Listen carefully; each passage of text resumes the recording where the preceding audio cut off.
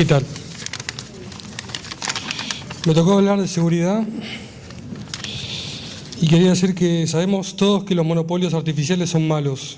Es un recurso por el cual los empresarios sin talento para atender las necesidades de sus clientes se hacen con la explotación exclusiva de un mercado, acercándose al poder político. Todo monopolio debe tener necesariamente tras de sí la ley para darle un marco de seriedad institucional, por más ridícula que esta ley sea, y tras de esta siempre existe un arma que es lo que realmente hace que el monopolio pueda ser posible. Por todo lo anterior, a esta altura de los acontecimientos, podemos afirmar, sin temor a equivocarnos, que la producción de seguridad es la madre de todos los monopolios y la gran generadora de todos los demás. Esta es la razón por la cual se insiste tanto en campañas de desarme y la demonización de todo lo que pueda significar autodefensa, inclusive la práctica de artes marciales o la utilización de aerosoles irritantes personales para los cuales existen serios agravantes de pena en el caso de utilizarlos.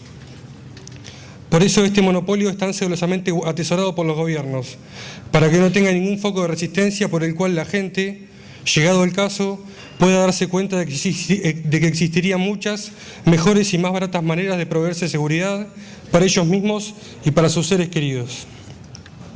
El sistema republicano implica que el Estado tiene ciertas funciones específicas, entre las cuales se encuentran el proveer y administrar la seguridad física y la seguridad jurídica de la población.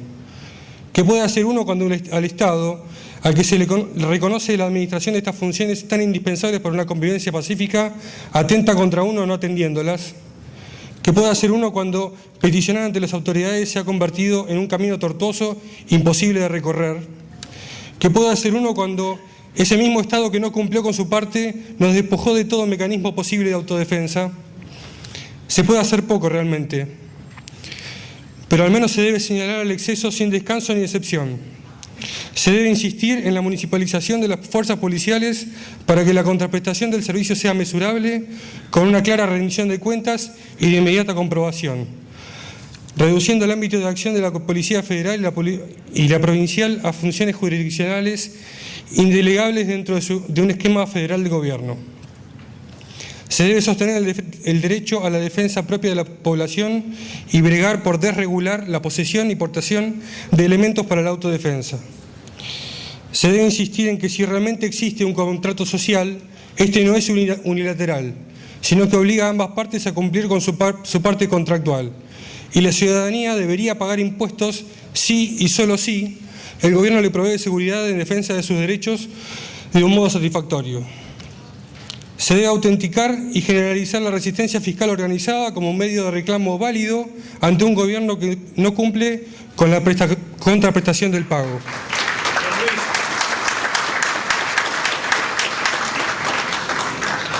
Ser libre es estar libre de coerción, es decir, libre del uso o la amenaza del uso de la fuerza de alguien más que me impida disponer de la seguridad de mi vida, de la disposición de mi vida, que es mi libertad, y el producto del ejercicio de mi libertad, que es mi propiedad. Tales libertades son conocidas como derechos individuales. Ninguno de estos derechos se transfieren o se renuncian. Claramente, uno no puede delegar un derecho que no tiene.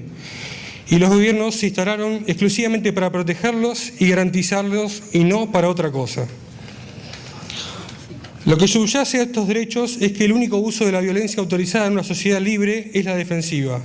Esto aplica obviamente al poder hacer uso de la defensa propia y también al no ser perseguido por las fuerzas de seguridad por cometer delitos sin víctimas, en cuya persecución no solo se dilapidan innumerables recursos, sino que también se atropellan derechos individuales. Sin derecho de lesionado, claramente no existe un crimen. Un gobierno debe ser visto como lo que es, un garrote que golpea, pero se debe contar con el marco institucional adecuado para que golpeen la defensa de los derechos y no para que los ataque. El mantenimiento de este estado mínimo reduciría el pago de los impuestos, los cuales, dado su carácter coercitivo, siempre son inmorales, a un mínimo tolerable para cada uno de los miembros de la sociedad. Este es un delicado equilibrio que se quiebra fácilmente cuando ocurre lo de siempre. El gobierno se sobredimensiona en sus funciones y termina atacando la libertad que debería proteger para poder sostener su inútil, cara y enorme estructura. Quizás el peor error liberal fue haber confiado en que los controles republicanos podían dar como resultado un Estado que se autolimite y autoperfeccione. Nos hemos equivocado, y si somos racionales debemos dejar de insistir en el error. Del mismo modo que la ley necesita de la amenaza de castigo para ser respetada, los gobiernos deben sentirse amenazados por el castigo de la ciudadanía si no cumplen con su parte del trato, que es nada menos que brindar un sobresaliente servicio de seguridad para todos. Gracias.